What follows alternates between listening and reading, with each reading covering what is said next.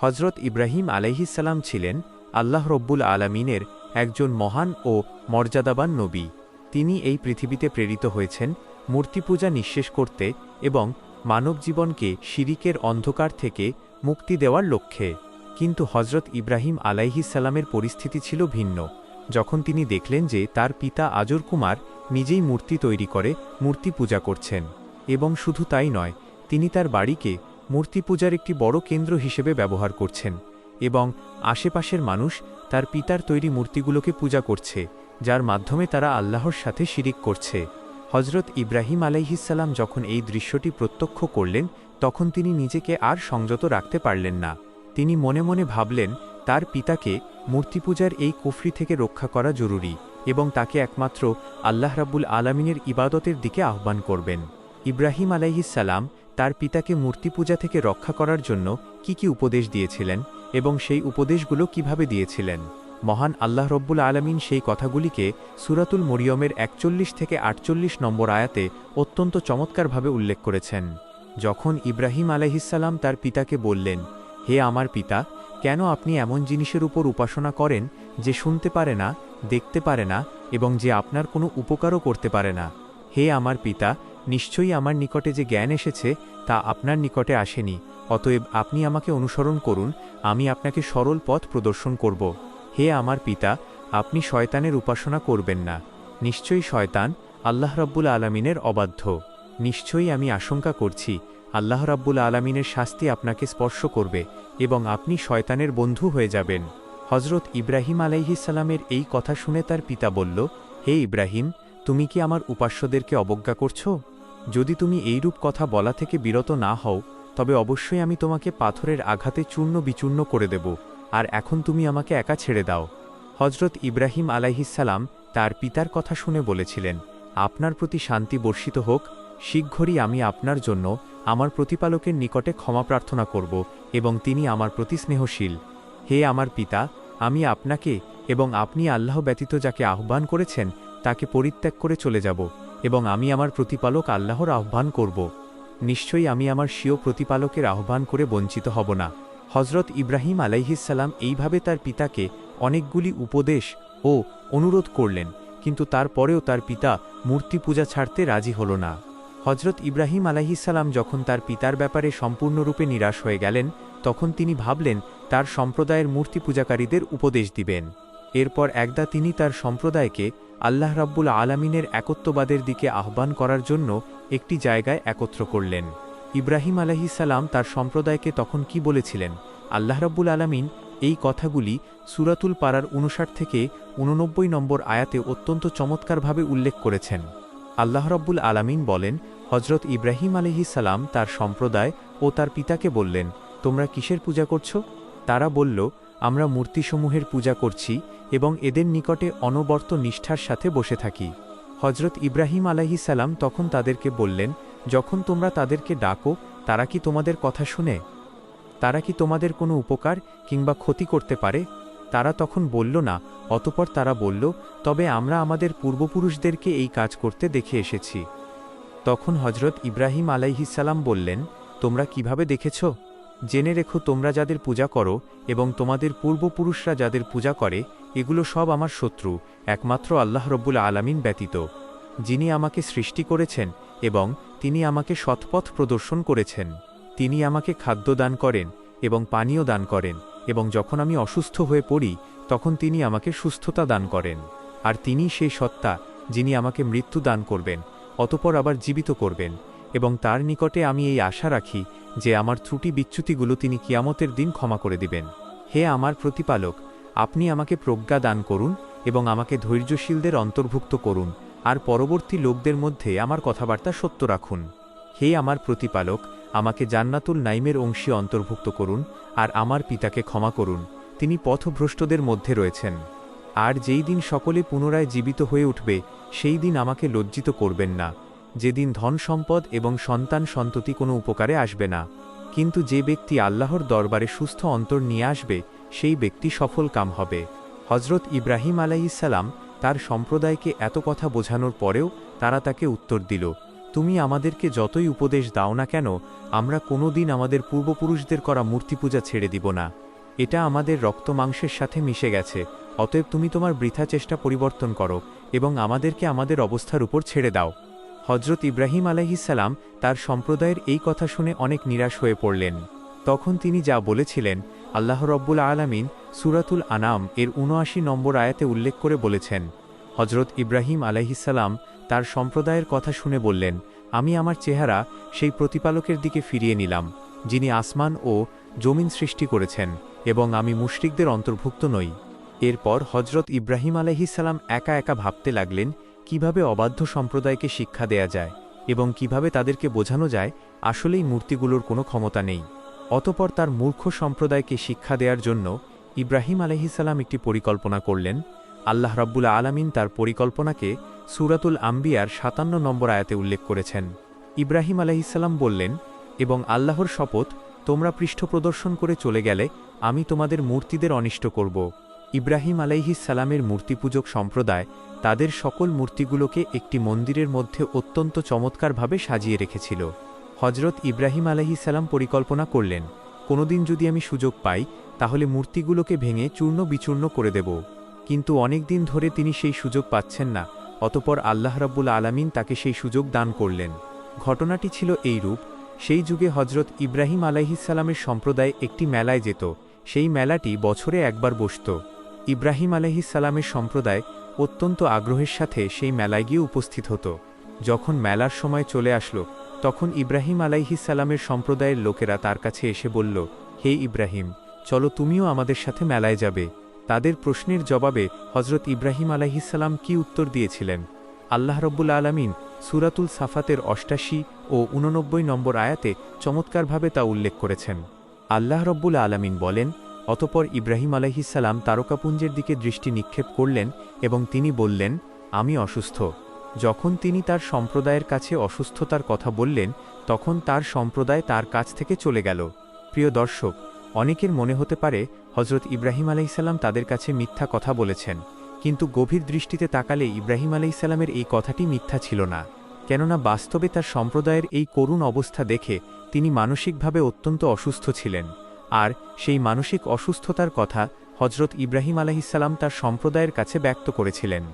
অতপর যখন তার সম্প্রদায়ের লোকেরা সকলে মেলায় চলে গেল তখন হজরত ইব্রাহিম আলাইহিসসালাম তার হাতে একটি কুঠার নিয়ে সেই মন্দিরে প্রবেশ করলেন।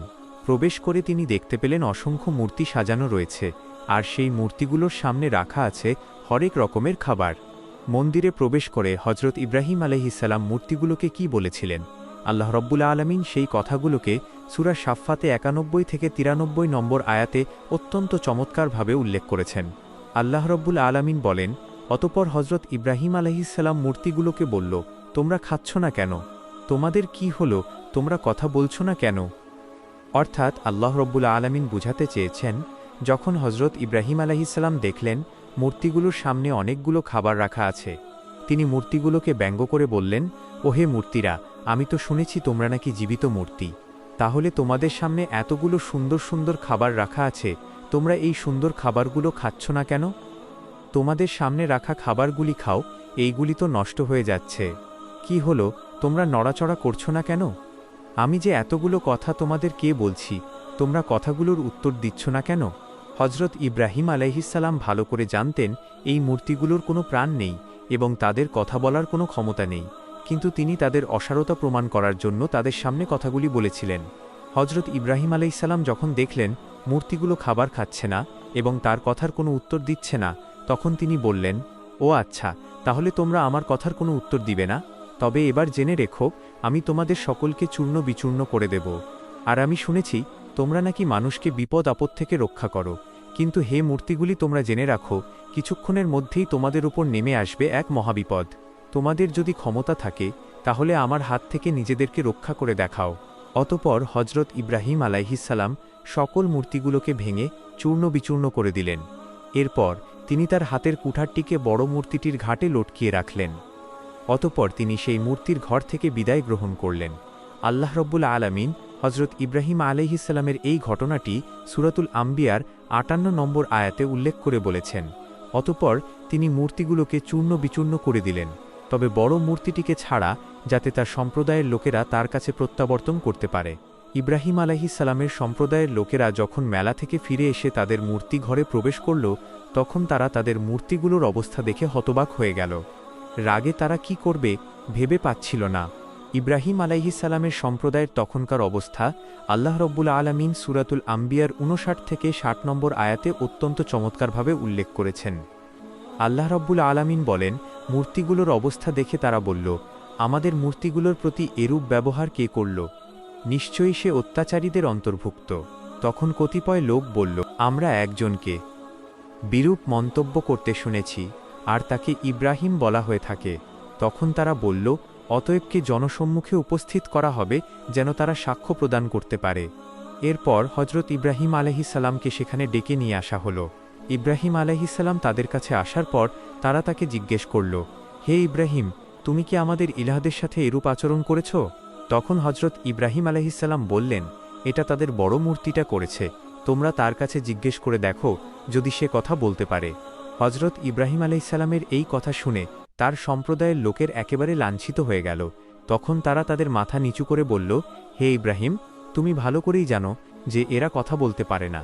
তখন হজরত ইব্রাহিম আলাইহিসসালাম বললেন, তবে কি তোমরা আল্লাহর পরিবর্তে এগুলোর উপাসনা করছ, যারা তোমাদের কোনো লাভ ক্ষতির সাধন করতে সক্ষমতা রাখে না, এবং আল্লাহর পরিবর্তে তোমরা যাদের উপাসনা করছো তাদেরকেও তবুও কি তোমরা উপলব্ধি করছো না?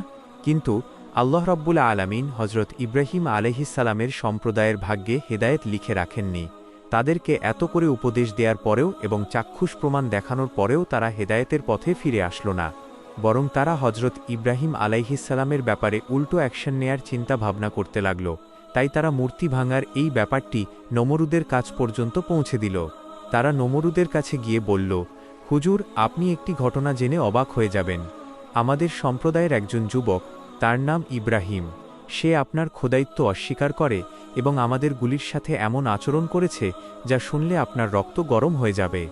আমাদের মন্দিরে রক্ষিত সকল মূর্তিগুলোকে সে ভেঙে চূর্ণ বিচূর্ণ করে দিয়েছে। অতএব আপনি এর একটি ব্যবস্থা গ্রহণ করুন।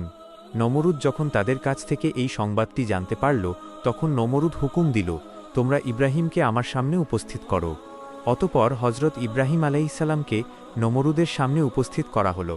যখন হজরত ইব্রাহিম আলাইহিসসালাম নমরুদের সামনে এসে দাঁড়াল, তখন নমরুদ তাকে প্রশ্ন করল, হে যুবক, আমি শুনেছি তুমি নাকি আমাকে খোদা বলে স্বীকার করো না, এবং আমি আরও শুনেছি তুমি নাকি আমাদের মূর্তিদের সাথে অত্যন্ত অশোভনীয় আচরণ করেছ। আমি কি জানতে পারি তোমার এই ব্যবহারের কারণ কি, এবং তুমি কেন আমাকে খোদা বলে স্বীকার করো না? তখন হজরত ইব্রাহিম আলাইহিসসালাম উত্তর দিলেন, আমি তোমার মতো একজন সৃষ্টিকে খোদা বলে কোনোদিন স্বীকার করতে পারি না। আর তুমি যেই পাথরের মূর্তিগুলোর কথা বলছো, আমি তাদেরকে কেউ মাবুদ রূপে স্বীকার করতে পারি না, কেননা তাদের কোনো ক্ষমতা নেই। এই ব্যাপারটি প্রমাণ করার জন্য আমি তোমাদের মূর্তিগুলোকে ভেঙেছিলাম। আমার খোদা একমাত্র এই বিশ্ব চরাচরের সৃষ্টিকর্তা, যিনি তামাম মাখলুকের সৃষ্টিকর্তা, যিনি আসমান জমিন গ্রহতারা চন্দ্র নক্ষত্র সবকিছু সৃষ্টি করেছেন, এবং তিনি সৃষ্টি করেছেন তোমাকে আর আমাকে, যিনি কোনো পিতা মাতার থেকে জন্মগ্রহণ করেননি এবং তিনি কাউকে জন্মদান করেননি। আর তুমি তো পিতা মাতার থেকে জন্মগ্রহণ করেছ এবং তুমিও সন্তান জন্মদান করেছ। তুমি খাবার গ্রহণ করো, তুমি পানাহার করো, তোমার নিদ্রা ও বিশ্রামের দরকার হয়। কিন্তু যিনি আমার প্রতিপালক, তিনি কোনোদিন খাবার গ্রহণ করে না, তিনি পানাহার করে না, এবং তার নিদ্রা ও বিশ্রামের দরকার হয় না। হজরত ইব্রাহিম আলাইহিসসালামের এই নির্ভীক চিত্তে কথাগুলো শুনে নমরুদের দরবারের সকলেই বিস্ময়ে হতবাক হয়ে গেল। অতপর নমরুদ বলল, আমি ছাড়া যদি তোমাদের অন্য কোনো ইলাহ থাকে, তাহলে তুমি তার এমন কিছু গুণাবলী বর্ণনা করো যেগুলি আমার মাঝে নেই। নমরুদের এই কথা শুনে হজরত ইব্রাহিম আলাইহিসসালাম কি উত্তর দিয়েছিলেন? এই কথাগুলো আল্লাহ রব্বুল আলামিন সূরাতুল বাকারার ২৫৮ নম্বর আয়াতে অত্যন্ত চমৎকারভাবে বর্ণনা করেছেন। হজরত ইব্রাহিম আলাইহিসসালাম তখন বলেছিলেন, তিনি আমার প্রতিপালক, যিনি জীবন এবং মৃত্যু দান করেন। ইব্রাহিম আলাইহিসসালামের এই কথা শুনে নমরুদ বলল, আমিও তো জীবন দান করতে পারি এবং মৃত্যু দান করতে পারি। এই বলে নমরুদ তার একজন নিরপরাধ প্রজাকে ধরে আনতে বলল। অতপর সে জল্লাদকে হুকুম দিল, তুমি এই লোকটির গর্দান উড়িয়ে দাও। নমরুদের হুকুমে জল্লাদ সাথে সাথে লোকটির গর্দান উড়িয়ে সেখানে তার প্রাণ সংহার করে ফেলল। এরপর নমরুদ তার কারাগার থেকে একজন ফাঁসির আসামিকে ডেকে নিয়ে আসলো। এরপর তাকে বলল, যাও, তোমাকে আমি মুক্ত করে দিলাম, তুমি আজ থেকে মুক্ত ও স্বাধীন। এই কাজ করার পর নমরুদ হজরত ইব্রাহিম আলাইহিসসালামকে বলল, দেখলে তো ইব্রাহিম, আমি চাইলে কাউকে জীবন দান করতে পারি, আর চাইলে কাউকে মৃত্যু দান করতে পারি। অতঃপর নমরুদ বলল, তোমার সেই প্রভুর থেকে আমি কোন দিক থেকে পিছিয়ে বলো হে ইব্রাহিম। নমরুদের এই কর্মকাণ্ড দেখে হজরত ইব্রাহিম আলাইহিসসালাম বুঝতে পারলেন, এই ব্যক্তির চেয়ে নির্বোধ ও মূর্খ এই পৃথিবীর জমিনে আর কেউ নেই। প্রকৃতপক্ষে সে বুঝতে পারেনি জীবন এবং মৃত্যুর হাকিকত কি। তাই হজরত ইব্রাহিম আলাইহিসসালাম তার সাথে এটা নিয়ে তর্ক না করে অন্য একটি যুক্তি তার সামনে উপস্থাপন করলেন। আল্লাহর নবী হজরত ইব্রাহিম আলাইহিসসালাম বললেন, আমার মহান প্রতিপালক প্রতিদিন সূর্যকে পূর্ব দিক থেকে উদিত করে।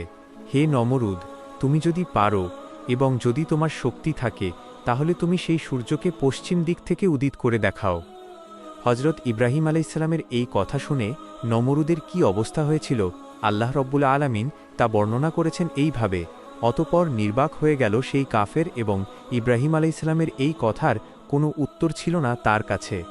নমরুদ যখন বুঝতে পারল এই যুবকের সাথে বেশি তর্ক বিতর্ক করলে তার খোদায়ত্বের দাবি হুমকির মুখে পড়ে যাবে, তখন সে বলল, এই যুবককে অন্ধকূপে বন্দী করে রাখো, আমরা তার ব্যাপারে পরবর্তী পদক্ষেপ নিয়ে আলোচনা করব। নমরুদের হুকুমে হজরত ইব্রাহিম আলাইহিসসালামকে অন্ধকার কুঠুরিতে বন্দী করে রাখা হল। এরপর নমরুদ তার সভা সদস্যদের সাথে পরামর্শ করতে লাগল ইব্রাহিম আলাইহিসসালামের ব্যাপারে কি করা যায়, কিভাবে তাকে একটি দৃষ্টান্তমূলক শাস্তি দেয়া যায়। নমরুদের সভা সদস্যদের মধ্যে একজন বলল, বাদশাহ নমরুদ, আমরা তাকে কতল করে ফেলি। কিন্তু এই প্রস্তাবটি নমরুদের কাছে পছন্দ হল না। অপর একজন বলল, বাদশাহ নমরুদ, আমরা তাকে জনসম্মুখে অগ্নিকুণ্ডে প্রচলিত করে হত্যা করি। এর মাধ্যমে সকলে একটি দৃষ্টান্তমূলক শিক্ষা গ্রহণ করবে, আর ভবিষ্যতে এই রকম গুরুতর অপরাধ করার সাহস কেউ করবে না। এই প্রস্তাবটি নমরুদের কাছে অত্যন্ত পছন্দনীয় হল। অতঃপর সে তার পূর্ণ রাজ্যে ঘোষণা করে দিল, তোমরা অগ্নিকুণ্ড প্রজ্বলিত করার জন্য কাঠ সংগ্রহ করো।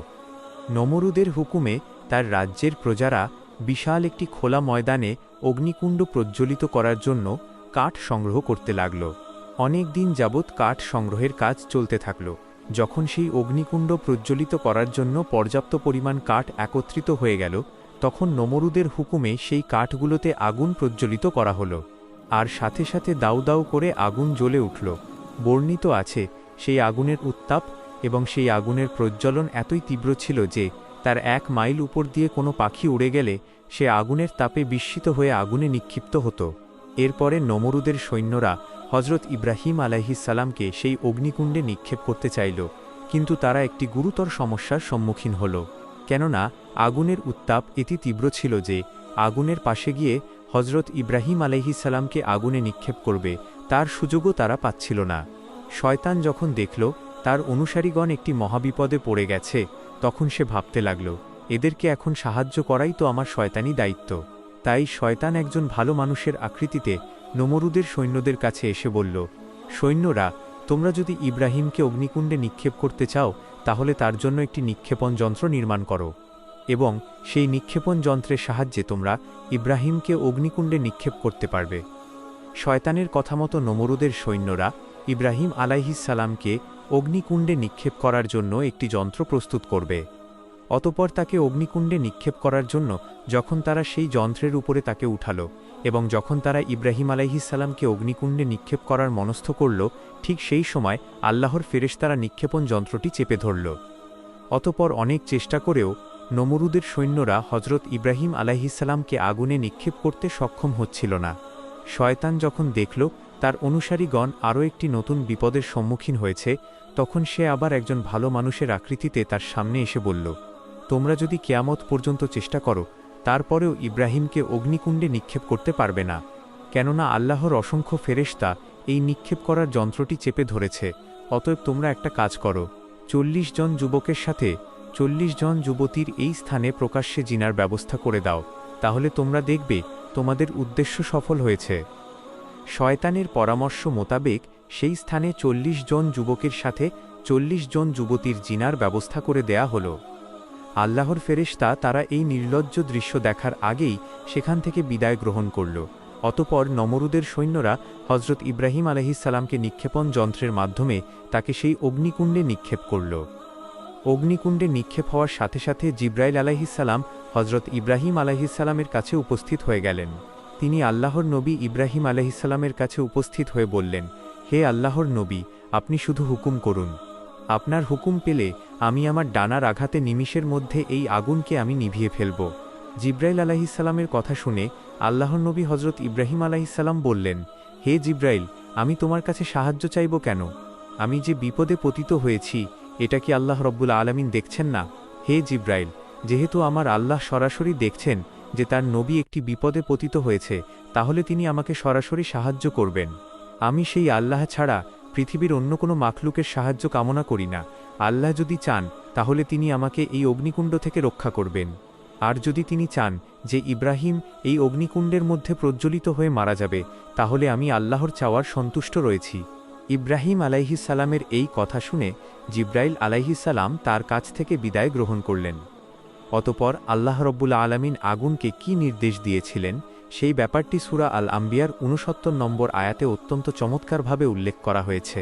আল্লাহ রব্বুল আলামিন আগুনকে বললেন, হে আগুন, তুমি ইব্রাহিমের জন্য শীতল ও শান্তিদায়ক হয়ে যাও। খবরদার হে আগুন, তুমি যদি আমার খলিলের একটি পশম প্রজ্বলিত করো, তাহলে কিয়ামতের দিন আমার শাস্তি থেকে তোমাকে কেউ রক্ষা করতে পারবে না। আল্লাহ রব্বুল আলামিনের এই নির্দেশ পাওয়ার সঙ্গে সঙ্গেই আগুন হজরত ইব্রাহিম আলাইহিসসালামের জন্য শান্তিদায়ক এবং আরামদায়ক হয়ে গেল।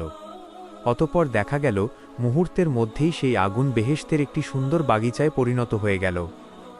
আল্লাহর নবী হজরত ইব্রাহিম আলাইহিসসালাম সেই বাগিচার মাঝে বসে বেহেশত সুখ স্বাচ্ছন্দ্য ভোগ করতে লাগলেন।